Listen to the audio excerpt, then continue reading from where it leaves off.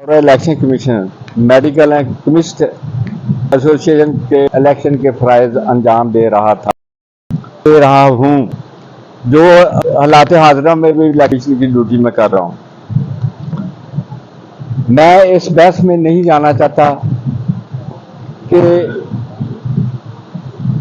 इंतशार कब और क्यों और कैसे पैदा हुआ और उसके हक़ाइक़ क्या थे।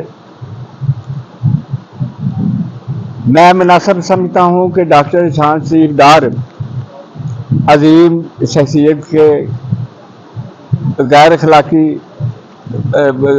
तौर पर भी इनसे इस्तीफ़ा मांगा गया, जो बासवाए इलेक्शन किस्म के अख्तियारात के अलावा किसी के पास ना था।